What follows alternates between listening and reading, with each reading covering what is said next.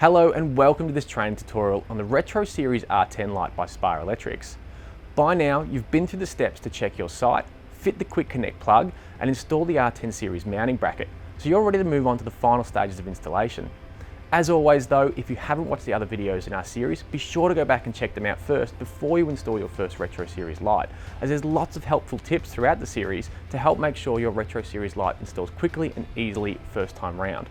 Right now though, we're going to have a look at the final stages of installation by installing the light fitting and doing a final system check to make sure everything's working correctly. So come with me and let's take a look.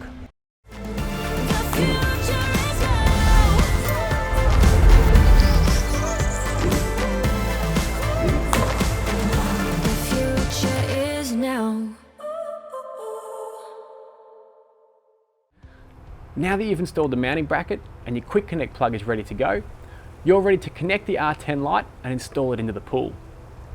To connect the light to the plug, firstly ensure that the power is turned off and then turn the light fitting over to reveal the connector socket. Align the terminal pins of the quick connect plug with the connector socket terminals, and with the lever in the upright position, slide the plug into the socket firmly. Now the Retro Series R10 light operates on AC power, meaning there's no polarity and the quick connect plug can be installed in any orientation.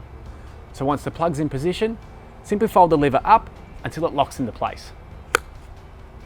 Once this is done, you're ready to lean over the side of the pool and lower the light fitting into position. As you're lowering the light, move the excess cable back into the niche and align the base of the light fitting with the bottom of the mounting bracket. Once this is done, move the light fitting back and up and into position. Now at this point, the light should be sitting flush with the mounting bracket and you're ready to install the fixing screw to hold the light in place.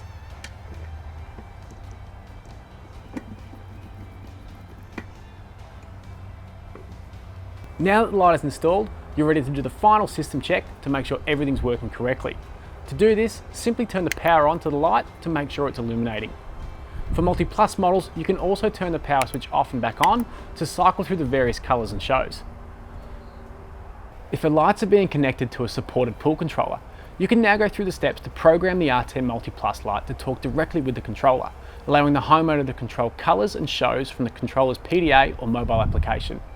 For more information on this, please refer to the installation manual or check out our videos on Multi-Plus setup.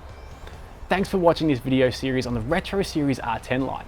For more information on this process, please visit our website where you can find product information, additional support videos and installation manuals for all of our products. You can also check out our complete lighting range, purpose-built for new and existing swimming pools. Thanks for watching.